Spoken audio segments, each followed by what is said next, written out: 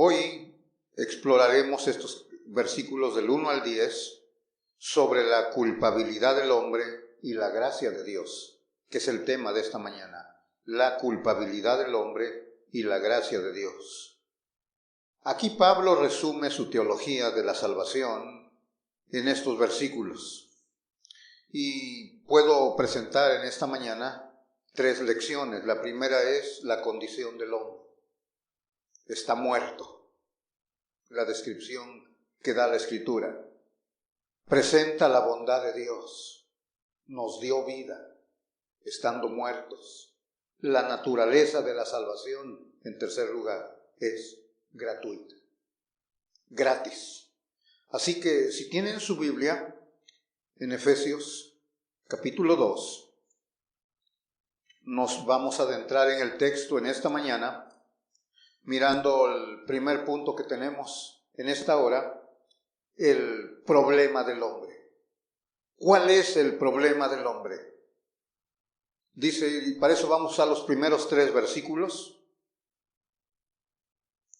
los primeros 3 de Efesios capítulo 2. Y Él os dio vida a vosotros cuando estabais muertos en vuestros delitos y pecados, en los cuales anduvisteis en otro tiempo, siguiendo la corriente de este mundo, conforme al príncipe de la potestad del aire, el espíritu que ahora opera en los hijos de desobediencia, entre los cuales también todos nosotros vivimos en otro tiempo, en los deseos de nuestra carne, haciendo la voluntad de la carne y de los pensamientos, y éramos por naturaleza hijos de ira, lo mismo que los demás. El problema del hombre está muerto. Esa es su condición. Muerto. No está enfermo, está muerto delante de Dios. Muerto espiritualmente. Esta es la doctrina real de la gracia, lo opuesto a la perversión o el pecado del hombre. Está inhabilitado el hombre porque está muerto, está incapacitado, está imposibilitado para hacer algo por sí mismo. No puede hacer absolutamente nada por sí. Efesios 1, si tiene su Biblia ahí, lo miramos en el domingo pasado, hice referencia a este pasaje. Si Efesios 1, 19 al 23, nos lleva a las alturas y nos presenta el poder del Cristo resucitado y ascendido, Efesios 2, 1 y 3 en esta mañana nos presenta la más profunda condición del hombre. Lo describe como impotente, sin esperanza, sin vida, esclavo de sus propios deseos y pensamientos, dominado por el mundo, siguiendo el camino del Dios de este sistema que es Satanás. Este es el contraste, la posición que tiene Cristo y la condición que nos encontramos nosotros. Miren el versículo 1, dice, Él os dio vida a vosotros cuando estabais muertos. Esa es la descripción vívida de la condición del hombre. Versículo 5, aún estando nosotros muertos en pecados. Esa es la descripción gráfica de la condición del hombre. Muertos, insensibles, no entienden la condición en que se encuentra. Y mire, esto es bien interesante. Cuando usted le habla a alguien de Cristo y le habla de estas cosas, no las entiende, por lo tanto no acepta el Evangelio. Pero cuando esa persona se convierte, hasta entonces, cuando ya es salvo, comprende la condición en que se encontraba. Es interesante eso. Cuando a mí me hablaban, cuando a usted le hablaban del Evangelio, usted no podía mirar esto realmente, su condición en que se encontraba. Pero cuando viene a la salvación, ahora sí entiende. Es lo que 2 Corintios 4 dice, que nos resplandeció la luz del Evangelio, Ha iluminado nuestro entendimiento el Espíritu Santo y ahora nos hace ver en realmente lo que éramos y lo que ahora somos. Dice uno, pero ¿cómo es posible que vivían la condición que estaba? ¿Cómo es posible que argumentaba? Nada más la necedad nuestra. Yo no sabía nada de la Biblia, me recuerdo en la calle Azares, donde vivía con toda esa bola de locos. Llegaba, me acuerdo mucho, unos testigos de Jehová ahí primero, luego llegaron unos cristianos, tocaban la vecindad, había varios cuartos allá de solteros, yo estaba hasta el fondo. Se metían y tocaban, y yo hasta allá los miraba. Digo, ya vienen, me gusta que vengan aquí, porque la soberbia, me gustaba discutir con ellos, pero yo no sabía nada. Pero simplemente no me iba a dejar que ellos me ganaran la conversación. Es la necedad.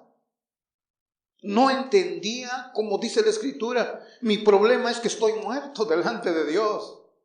Espiritualmente estoy incapacitado, imposibilitado, no entiendo nada, no razono nada, en absoluto, en las cosas espirituales. Soy insensible, como dice Romanos 3, perdido, ciego por el mundo y su Dios.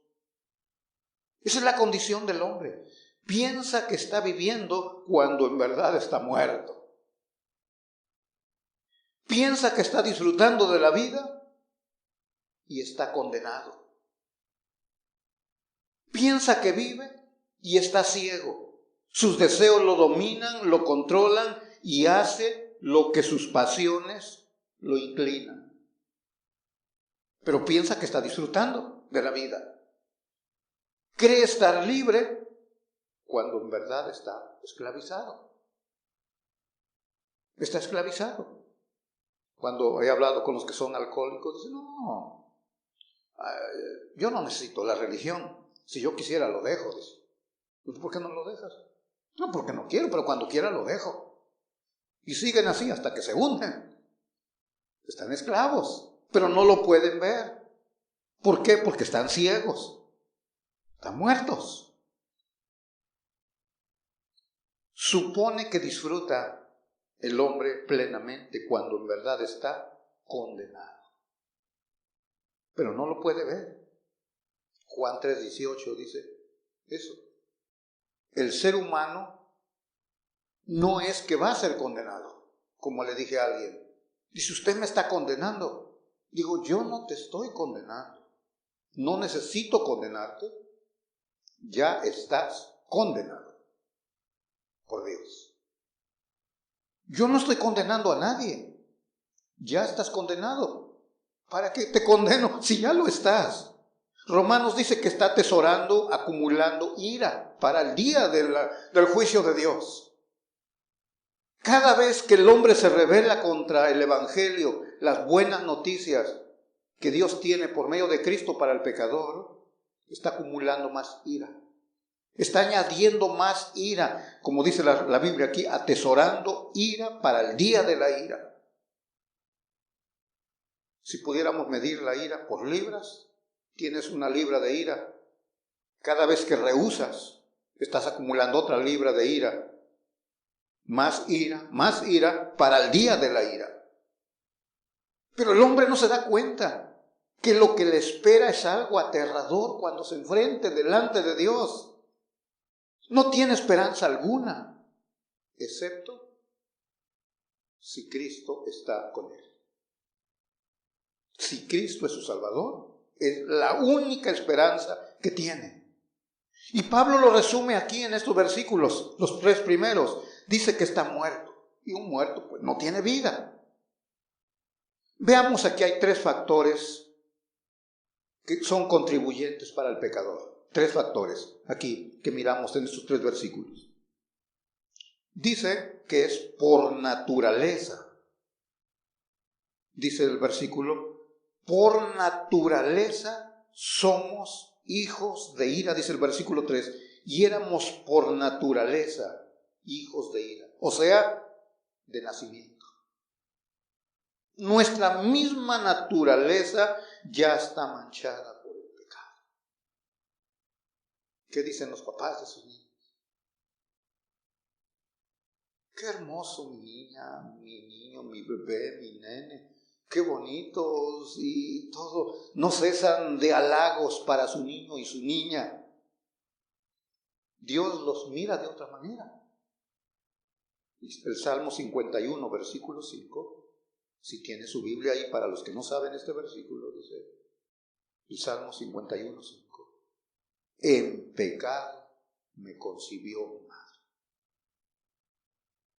Cuando usted mira a los niños, son pecadores en potencia. Deje que crezcan un poquito. Y si no le enseña el Evangelio, cuidado con esos bebés. Esos angelitos se van a convertir en un tremendo dolor de cabeza para usted. ¿Por qué? Porque nacieron en pecado. Son pecadores. Es lo que dice la Biblia. Por naturaleza somos hijos de ira. Por nacimiento. Mire, aquí en Romanos 5, ahora habla de lo mismo que el Salmo 51. Mire, Romanos capítulo 5, versículo 12. Dice, por tanto, como el pecado entró en el mundo por un hombre, Adán, y por el pecado la muerte, así la muerte pasó a todos los hombres, por cuanto todos pecaron. Todos. Mi linaje que está detrás de mí, el suyo, el árbol genealógico suyo y el mío, retroceden hasta el Edén, donde Adán, nuestro padre, cayó en pecado. Desde ahí hasta el presente, todos venimos en esta línea de pecadores. Por naturaleza somos hijos de ira. Así que su angelito o su princesa que tiene, deje que crezca. Y le va a dar muchos dolores de cabeza. ¿Por qué? Por el pecado que traen. ¿A poco les enseña a los niños que se les rebelen? Ya lo traen. Sale ahí. Algo natural. Usted mire, observe el niño cuando un bebé. Todo hermoso, chapeado, sus cachetes, su rostro, su piel limpia. Por eso hay tanto halago. Pero usted lo mira que comienza a dar los primeros pasos. Y ya comienza a agarrar lo que no debe y comienza a caminar. Y al rato le tumba lo que tiene en la mesa. Comienza a hacer sus cosas. Y no le diga nada porque se le enoja. Aunque no hable bien todavía, usted mira, los niños no hablan bien, pero ¿cómo se defienden? En su lenguaje le dicen a usted no sé qué, ni usted le entiende. La naturaleza. Hijos de ira por naturaleza somos. Eso es. Este es el factor contribuyente en la vida del pecador, para que se haga visible eso que tratamos de ocultar, el pecado. La otra cosa es por el gobierno en que nos encontramos en el mundo. Vuelva a Efesios, capítulo 2. Anduvistes en otro tiempo, habla del pasado porque ahora ya está escribiendo a la iglesia, siguiendo la corriente de este mundo. Seducidos por el sistema, la corriente de este mundo. Mire, y qué fácil es seguir la corriente. Surgió esto del coronavirus allá en un pueblito en China. El mundo entero ahora están en pánico. Habla en cualquier parte del mundo ahora, todos están espantados. Fácilmente le sigue uno la corriente. Hay muchos mitos de todas estas cosas de epidemias. Si usted estudia un poquito algo de esto de la historia, hay mucho mito que espantan a la gente. A veces hay valores, intereses detrás de todo esto. Miren, esta epidemia que está pasando ahora, o pandemia como le llaman, no ha matado ¿cuántas personas ahorita? A nivel mundial creo no son ni 3,000 todavía, o parece por 5,000, parece. Por la flu, en lo que lleva del año han muerto 21,000 por la flu. Pero ¿por qué no han hecho escándalo por la flu? Entonces, fácilmente el mundo nos seduce, nos induce. Todo es que el mundo es su trabajo. Está gobernado, que es la tercera influencia que tenemos, dice aquí en nuestro texto, siguiendo la corriente de este mundo, conforme o de acuerdo al príncipe que está operando en este mundo, Satanás.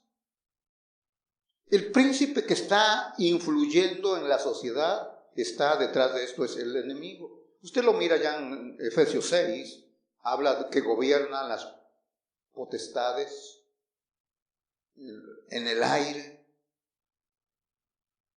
Mi hermano, hay muchas cosas que no podemos nosotros entender, que van más allá de la comprensión nuestra, porque son fuerzas malignas operando.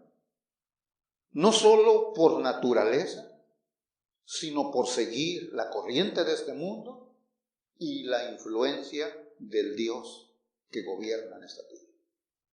Por eso San Pablo, otra vez, Romano, nos dice que no nos conformemos al mundo, que nos rebelemos al mundo, que no sigamos la corriente del mundo. Pero es muy difícil. No es tan fácil. Hablamos con las personas que vienen aquí, escuchan el Evangelio, todas las congregaciones, pero es más fuerte la corriente del mundo. Nos dicta, nos presiona y fácilmente seducimos.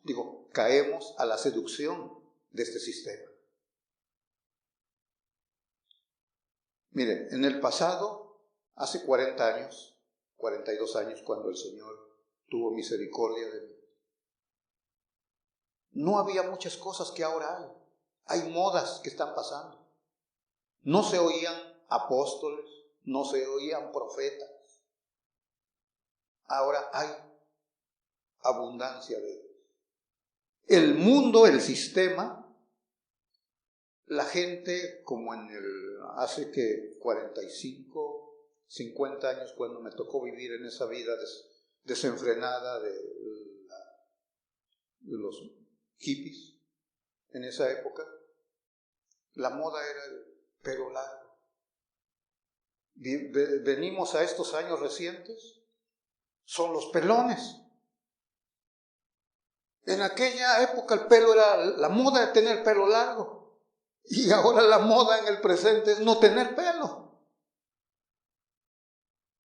La ropa, las mujeres, los hombres. Yo usaba una campana en mi pantalón, así cuando caminaba, hasta como servía de abanico para el aire, no sé. Sí, con los zapatos de charol, unos grandotes así, caminaba uno. Eso ya no existe ahora. Ahora charros bien apretados todos, las mujeres igual. El sistema del mundo está todo está con este propósito de rebelarse contra su Dios. Y el hombre, aparte de por naturaleza, por nacimiento, por seguir la corriente de este mundo, la influencia del diablo, está siguiendo, siga mirando aquí en nuestro texto, sus deseos. Versículo 3. Entre los cuales también todos nosotros vivimos en otro tiempo, en los deseos de nuestra carne, haciendo ¿qué? La voluntad, los dictados de mi naturaleza y de mis pensamientos. Lo que me gobernaba, esa era mi conducta. Los dictados de mis pensamientos, los dictados de mis deseos, yo los obedecía, porque estaba en esa condición. Ahora, estos 4 elementos que vemos aquí, contribuyentes para el pecador o en el pecador, no dejan ninguna duda de nuestra condición en que el hombre se encuentra. Esta es la condición que se encuentra. Este es el problema del hombre. Está muerto. Muerto. Mire, 2 de Timoteo, capítulo 2. Déjeme leer ahí, si gusta ir ahí. 2 de Timoteo, capítulo 2, versículo 24.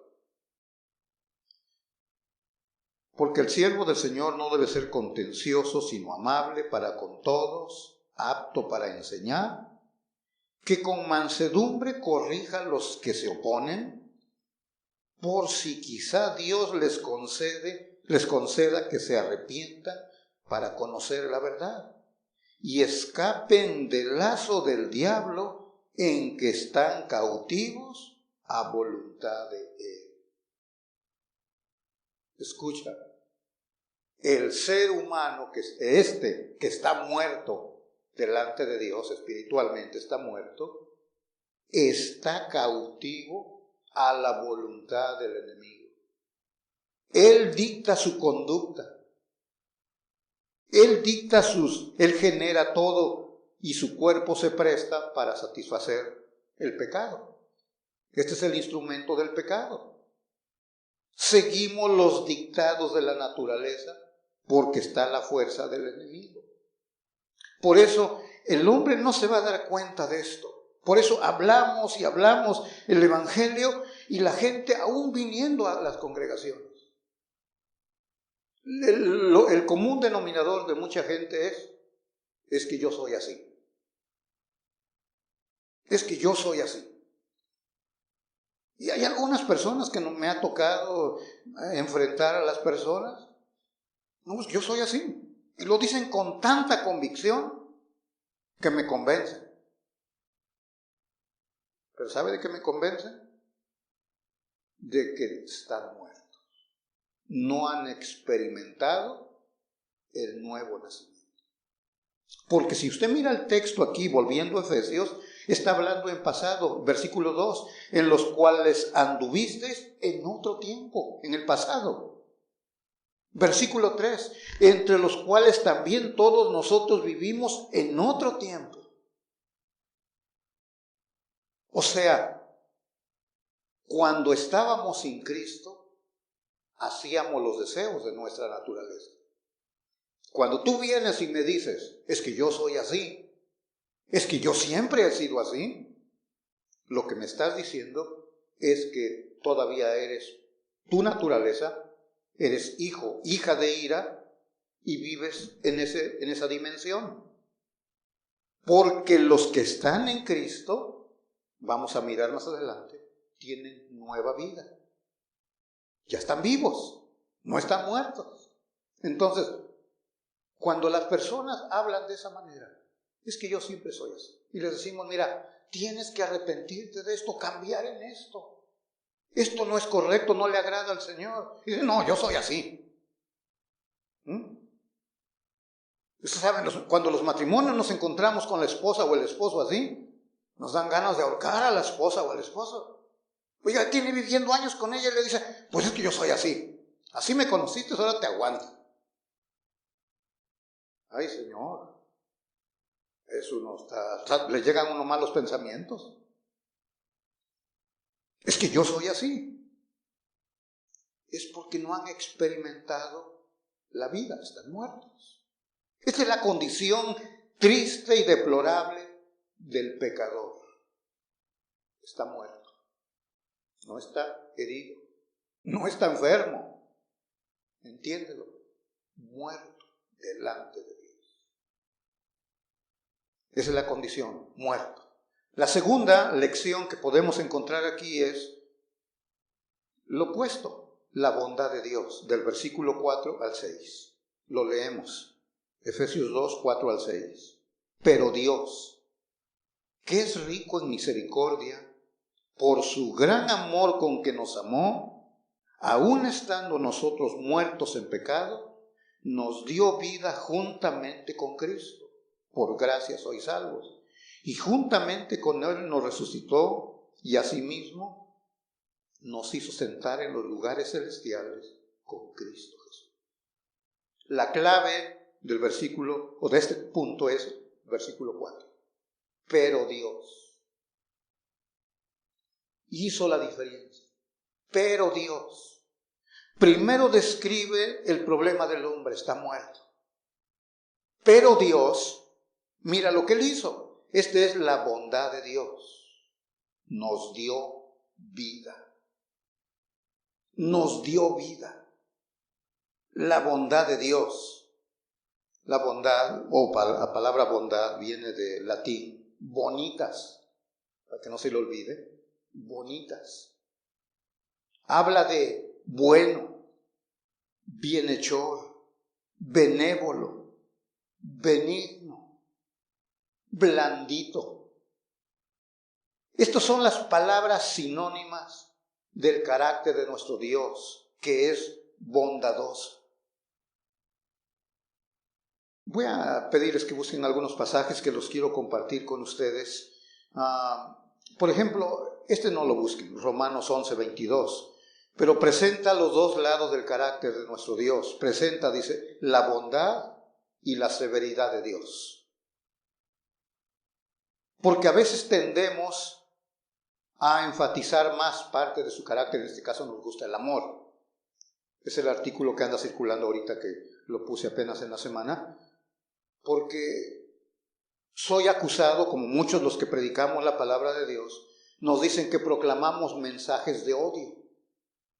Cuando presento el carácter de la justicia de Dios, dicen, usted está hablando de mensajes de odio. Dios es amor.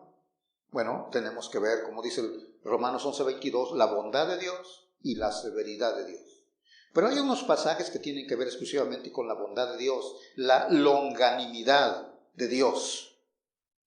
Mire, aquí en Efesios 2:7, donde estamos, capítulo 2, para mostrar en los siglos venideros las abundantes riquezas de su gracia en su bondad para con nosotros en Cristo Jesús.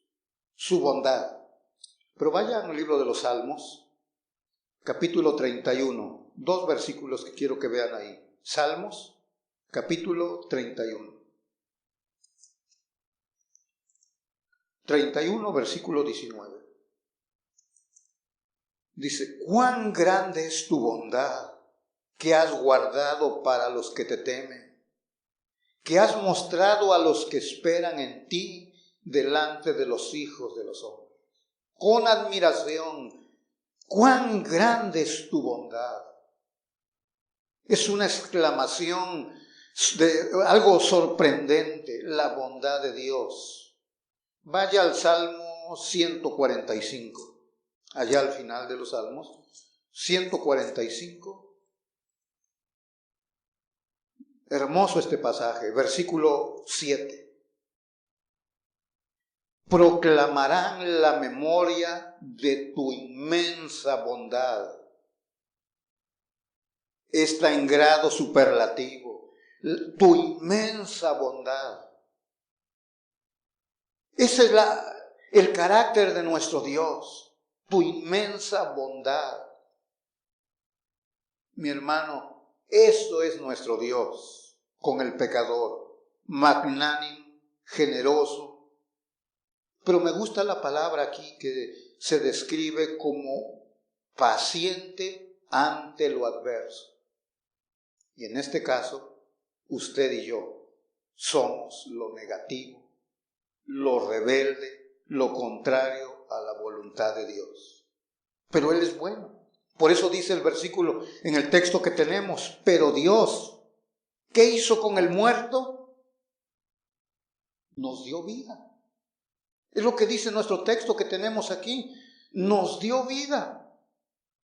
La bondad de Dios es la suma de todos sus atributos. Bueno es Jehová con el pecador. El capítulo 2 nos dice que nos dio vida, versículo 4, rico en misericordia por su gran amor con que nos amó, aun estando nosotros muertos en pecado, nos dio vida. Al muerto Dios le ha dado vida. ¿Cómo muestra Dios su bondad, dice, bueno, ya que es rico en misericordia, debía aborrecer al malvado, sin embargo lo amó.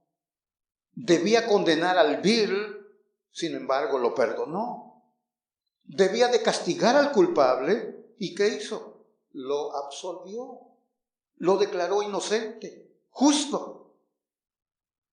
Por eso dice el versículo 4, pero Dios, ¿qué hizo con el pecador?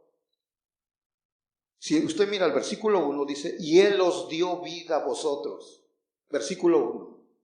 Versículo 5, nos dio vida. Eso es lo que hizo el Señor. Dio vida al muerto. Hay 3 descripciones de lo que Él hizo, aquí en estos versículos también, miren. Si tiene el versículo 5, nos dio vida juntamente con Cristo. Verso 6, nos resucitó, nos hizo sentar en los lugares celestiales con Cristo Jesús. 3 veces dice, nos. Él hizo esto por nosotros. Ahora, si va al capítulo 1, aquí de Efesios, hay también 3 nos. Igualmente, 1:3 dice, nos bendijo con toda bendición espiritual en los lugares celestiales. Eso fue lo que hizo. Nos bendijo. ¿Se da cuenta lo que Él ha hecho por nosotros? Luego el 4, nos escogió, nos bendijo y luego dice que nos escogió en Él antes de la fundación del mundo. Eso es lo que ha hecho el Señor para con nosotros. Versículo 6, nos hizo aceptos en el amado. 3 nos en el capítulo 2 y 3 nos en el capítulo 1. Nos bendijo, nos escogió y nos hizo aceptos. En el capítulo 2 dice, nos dio vida, nos resucitó y nos hizo sentar en los lugares celestiales. Esta es la bondad de Dios. ¿Qué hizo con el muerto? Dio vida. Luego da por hecho que nos resucita, porque está hablando, para Dios no hay tiempo, ya lo sabemos. Nos resucitó, pero aparte de eso, nos hizo sentar. Ya ocupamos en el plan perfecto de Dios, ya ocupamos un lugar en los cielos juntamente con Cristo. Nos hizo sentar allá en los lugares celestiales. Mi hermano, esto es un antes y un después, pero Dios. Y hay algunos ejemplos. Mire, vaya a Tito, allá delante de Efesios, sígale por ahí a Tito capítulo 3. A ver si tiene, capítulo 3, versículo 3. Primero describe la depravación del hombre y luego presenta lo que Dios ha hecho con esta gente depravada, muerta. 3:3 dice, porque nosotros también éramos en otro tiempo, como en Efesios, insensatos, rebeldes, extraviados, esclavos de concupiscencias y de deleites diversos, viviendo en malicia y envidia, aborrecibles y aborreciéndonos unos a otros. Eso éramos, dice, en otro tiempo. Pero, versículo 4, lo mismo que Efesios 2, versículo 4, aquí en Tito dice, pero cuando se manifestó la bondad de Dios, nuestro Salvador, y su amor para con los hombres, ¿qué hizo? Nos salvó. Lo mismo que en Efesios, esos nos famosos que miramos en Efesios, ahora aquí dice, ¿qué es lo que hizo? Nos salvó. No por obras, eso lo miraremos en el tercer punto. ¿Se da cuenta? Otra vez el pero, que marca la diferencia, un antes y un después. Esto debe de ser muy entendible para aquellos que ya dicen que son hijos de Dios. Vaya a Gálatas, capítulo 1, estábamos en Efesios, ahora atrás, capítulo 1. Pablo está dando la historia de su conversión. Capítulo 1, versículo 11, si lo tienen, 1:11. Mas os hago saber, hermanos, que el evangelio anunciado por mí no es según hombre, pues yo ni lo recibí ni lo aprendí de hombre alguno, sino por revelación de Jesucristo. Porque ya habéis oído acerca de mi conducta otra vez, en otro tiempo. Lo mismo que Efesios, lo mismo que Tito, está hablando del pasado. Lo que yo era yo en otro tiempo en el judaísmo, que perseguía sobremanera a la iglesia de Dios y la asolaba. Y en el judaísmo aventajaba a muchos de mis contemporáneos en mi nación, siendo mucho más celoso de las tradiciones de mis padres. Eso es lo que yo era en otro tiempo. Pero, versículo 15, otra vez, lo mismo que Efesios, lo mismo que Tito, pero cuando agradó a Dios, que me apartó desde el vientre de mi madre y me llamó por su gracia, revelar a su Hijo en mí, para que yo le predicase entre los gentiles, no consulté enseguida con carne y sangre. Pero, o sea, otra vez, un antes y un después. La bondad de Dios dio vida a Pablo, le dio vida a la iglesia de Éfeso, los creyentes. Nos dio vida a nosotros. Por eso vuelvo a hacer referencia a lo que citaban en el otro punto. No puedes decir yo soy así, siempre he sido así, porque entonces en tu vida no hay un punto que marca un antes y un después. Pero si realmente conoces a Cristo, tiene que haber ese punto. Antes yo era así, pero ahora soy así, por la gracia de Dios. Si eso en tu vida sigues con tu necedad, que siempre ha sido así, pues así vas a vivir y así te vas a ir al infierno también. Punto. Número 3, la tercera lección, la naturaleza de la salvación es gratuita. Hemos mirado la condición del hombre muerto. La bondad de Dios nos dio vida. La naturaleza de la salvación que ofrece es gratuita. Versículos 7, 8, 9 y 10. Esa es la naturaleza de la salvación, gratuita. Aquí trataremos de definir lo que es la salvación por gracia. Parte de la naturaleza de la salvación, aquí son 4 en vez de ser 3 como en los otros puntos, que nos ayudan a entender la naturaleza de la salvación. Número 1 es para mostrar, para desplegar, para exhibir la gracia de Dios. Dice el 7, para mostrar en los siglos venideros las abundantes riquezas de su gracia en su bondad para con nosotros en Cristo Jesús. Debemos de entender muy bien esto. La naturaleza de la salvación primeramente es para mostrar, para desplegar, exhibir las abundantes riquezas de su gracia. La iglesia ha de ser una demostración eterna de la gracia de Dios en los siglos venideros. En esto Él es glorificado. Ahora, esto viene a echar por tierra ese evangelio muy sentimental, romántico, que algunos dicen cuando predican e invitan a los pecadores para que reciban a Cristo y le dicen, ven por favor, mira a Cristo, está sufriendo, casi está llorando porque no vienes. Bueno, eso no es bíblico.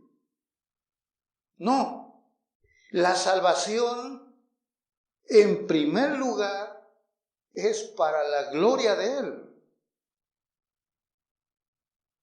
Porque Él está formando un pueblo para la gloria de su nombre.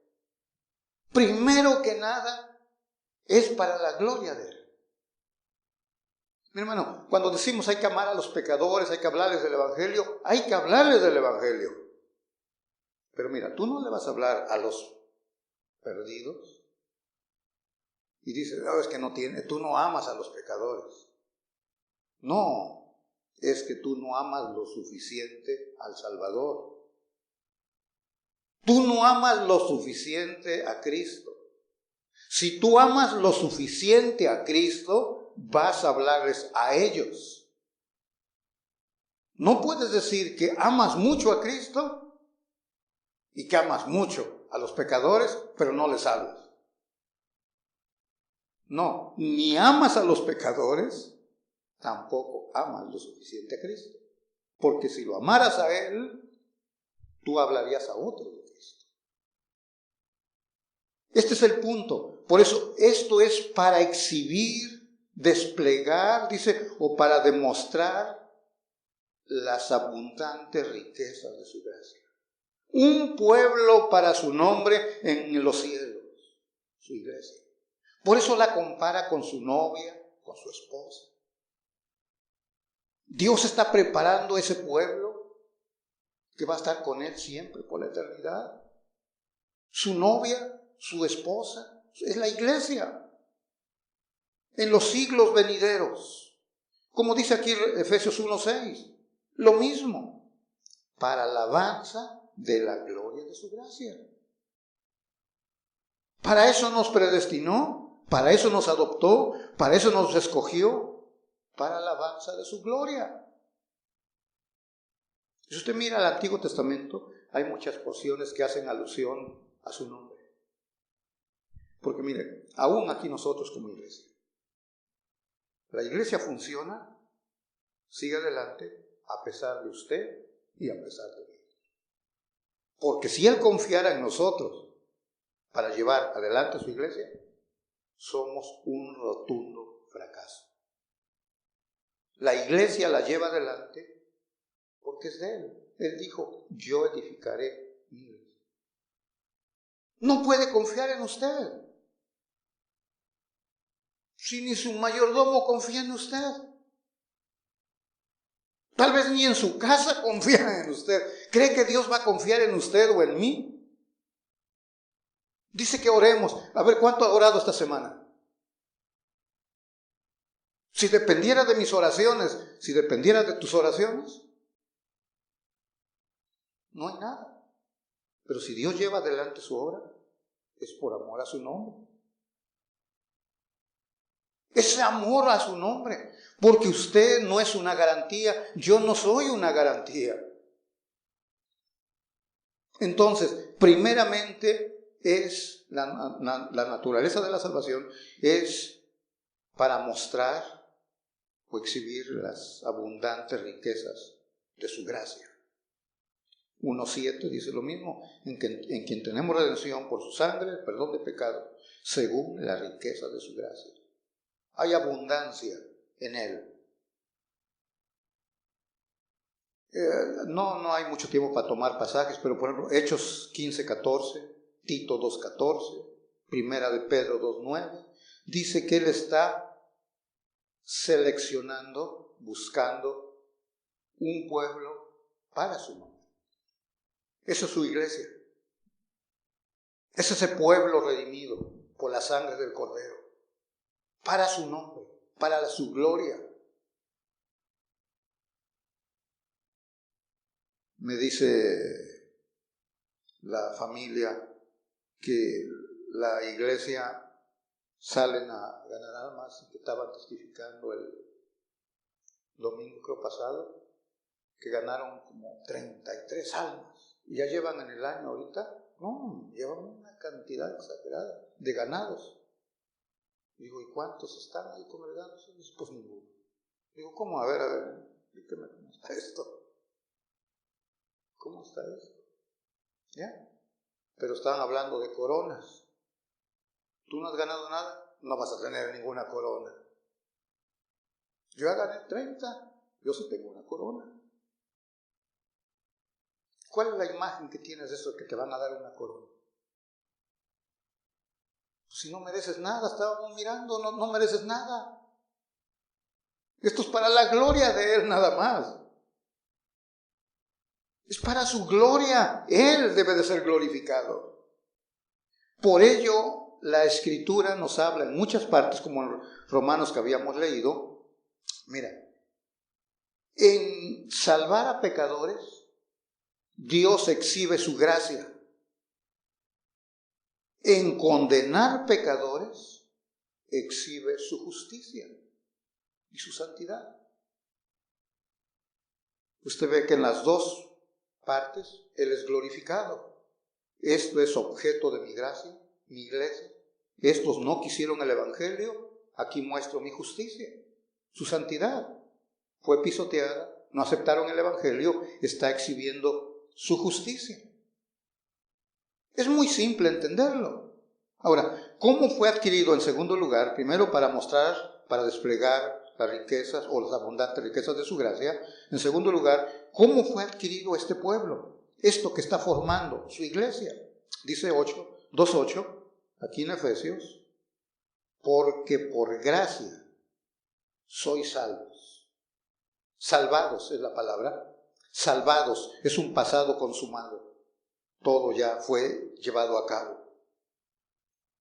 Pero dice el capítulo, es según el puro afecto de su voluntad, dice el 5. Romanos 3:24 dice gratuitamente. La palabra literalmente dice así, gratuitamente fuimos justificados. Es lo que se describe teológicamente la palabra gracia como un favor inmerecido. No lo mereces. Y lo dice aquí. ¿Por qué no lo mereces? Porque es un regalo. Dice el versículo 8, la última parte, y esto no es de vosotros, es un regalo de Dios, un don de Dios, la salvación. Aquí las obras excluyen la gracia divina. Si tú te metes a las obras, excluyes la gracia. Según Romanos 11:6, si quiere mirar ahí, 11, a ver, ¿qué nos dice la Escritura? 11:6. Y si por gracia, ya no es por obras. De otra manera, la gracia ya no es gracia. Y si por obras, ya no es gracia. De otra manera, la obra ya no es obra. ¿Entienden el juego de palabras? Y si por gracia, ya no es por lo que hiciste, es gratuito. De otra manera, la gracia ya no es gracia porque es algo por lo que tú te lo ganaste. Y si por obra, ya no es gracia. De otra manera, la obra pues ya no sobra. Anulas, excluyes la gracia si tú estás pensando en lo que haces. Que eres merecedor, hay méritos en ti para la salvación. Estás excluyendo la gracia. Ese es el tema de Gálatas que vamos a entrar, si Dios permite, muy pronto. Si tú quieres incluir unas cuantas obras para tu salvación, automáticamente estás excluyendo la gracia.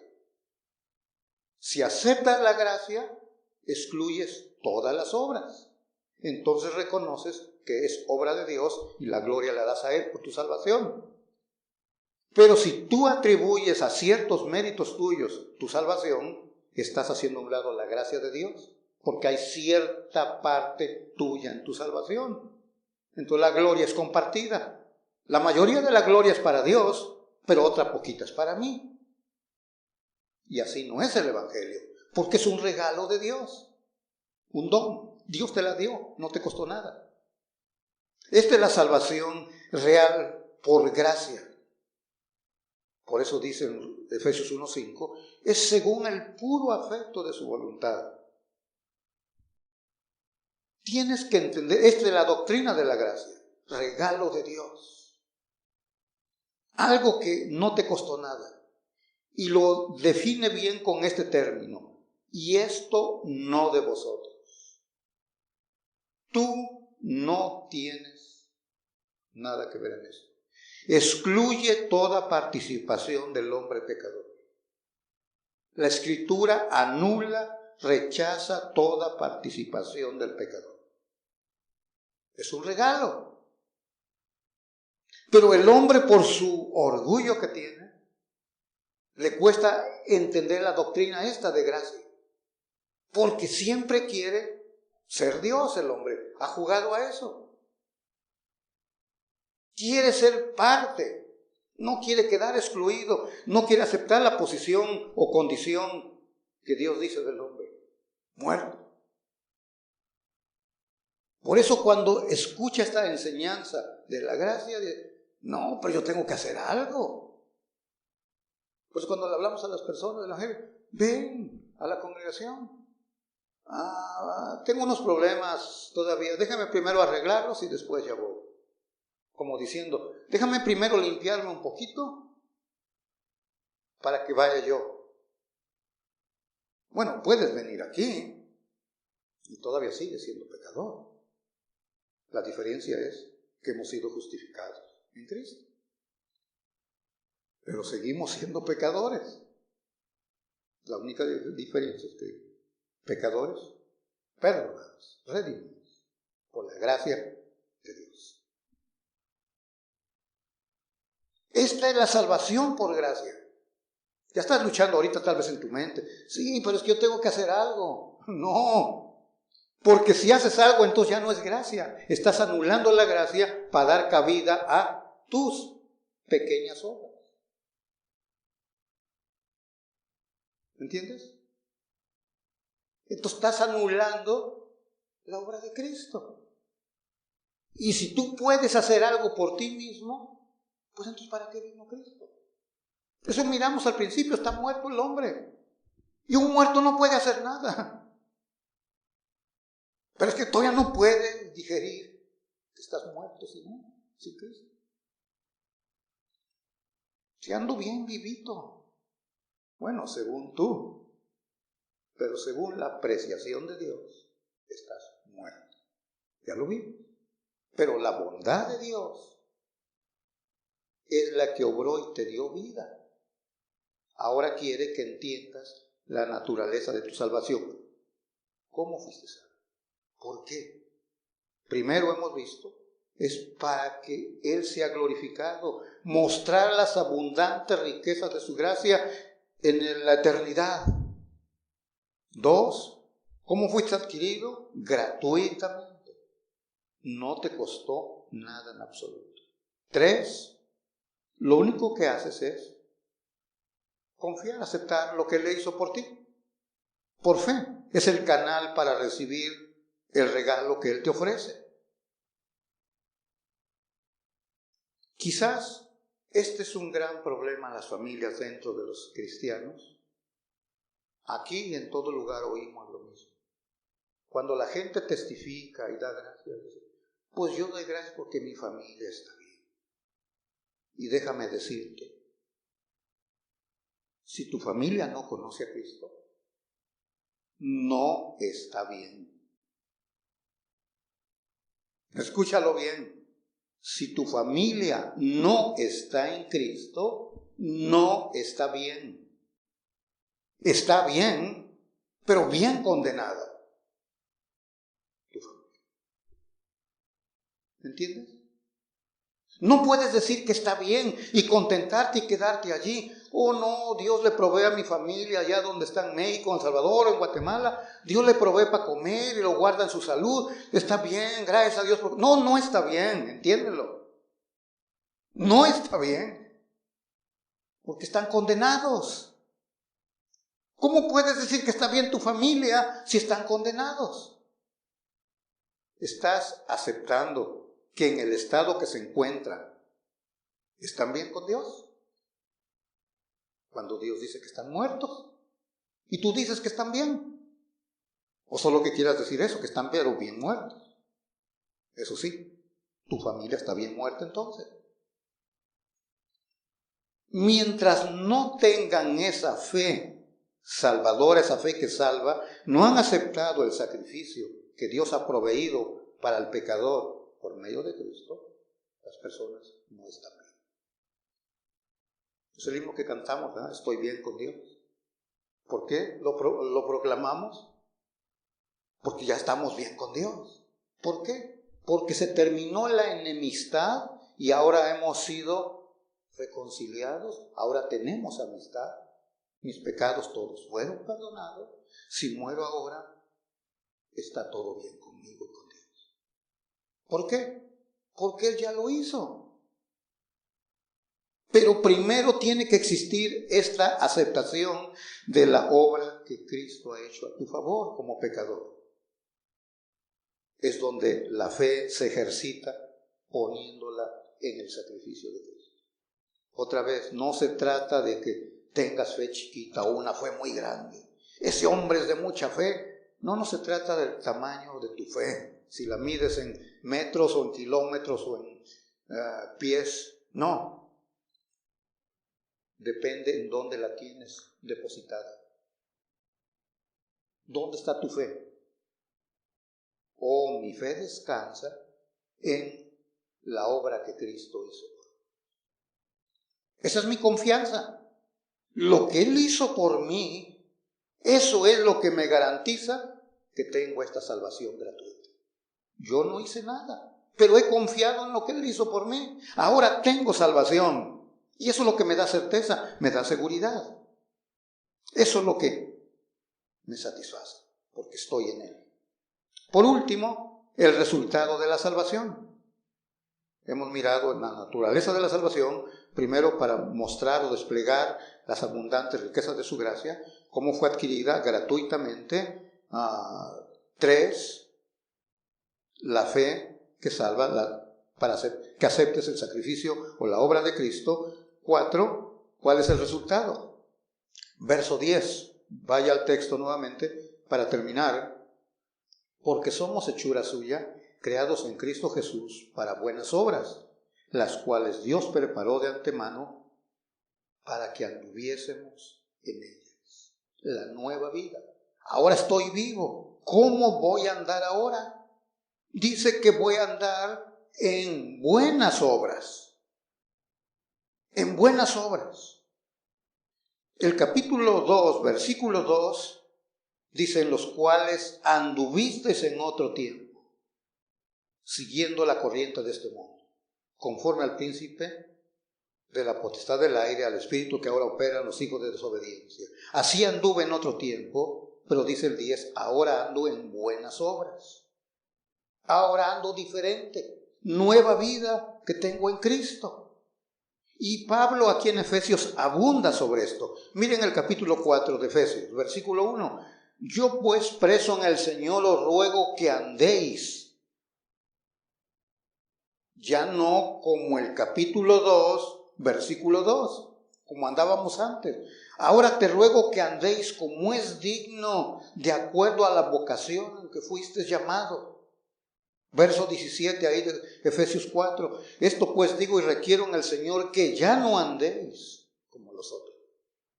Ahora vamos a andar, dice 2:10, en buenas obras. Ahora andamos en buenas obras. En otro tiempo, dice el 2:2, anduvimos allí cuando estábamos muertos. Describe la forma que andábamos. Pero ahora andamos diferente.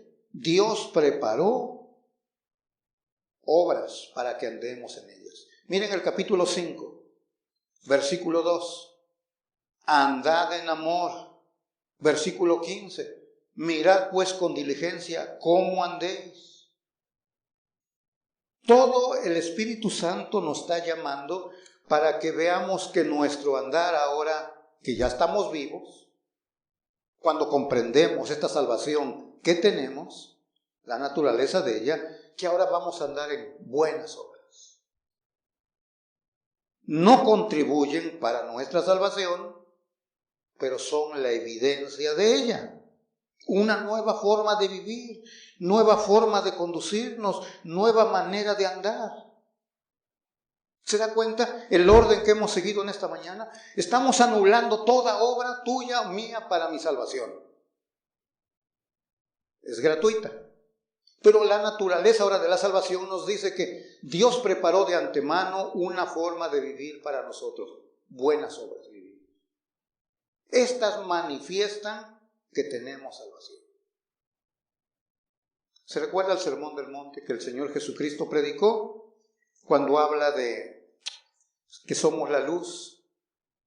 Como le dije a alguien, dice, Dios ve en mi corazón, dice.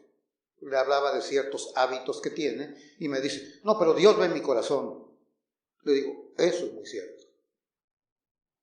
Pero los demás no ven tu corazón. Necesitan ver. Dice el apóstol Pablo, son cartas vivientes. Mateo dice que así alumbre vuestra luz, que somos luz, así alumbre vuestra luz delante de los hombres. ¿Para qué dice? Para que vean. Es lo que pueden ver los hombres, para que vean vuestras buenas obras. Y cuando ven eso, ¿cuál va a ser su reacción? Glorificar a Dios.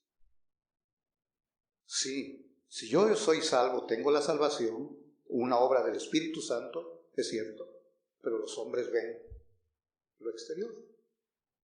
Por eso andamos en buenas obras, nueva vida. Oramos en esta hora. Padre, te exaltamos por estas lecciones que encontramos en tu palabra, Señor, que nos enseñes. Señor, nos has mostrado el problema nuestro. Muertos sin Cristo. Pero hemos también mirado tu bondad. Estando muertos nos diste vida. Oh Señor, muchas gracias por ello. Y luego nos muestras cómo es esa salvación hermosa que nos has dado en Cristo. Para la gloria tuya, como hemos visto. Gratuita, gratis para nosotros. Tú el precio que pagaste fue alto, porque diste a tu Hijo que muriera y sufriera. Señor, nosotros solamente aceptamos. Ponemos nuestra fe, nuestra confianza en ese sacrificio. Aceptamos ese sacrificio y tenemos esa salvación preciosa. Y ahora, con esa salvación, vivimos una vida nueva en esas buenas obras que preparaste de antemano para que andemos en ellas. Señor, qué hermoso esto que nos enseña tu palabra.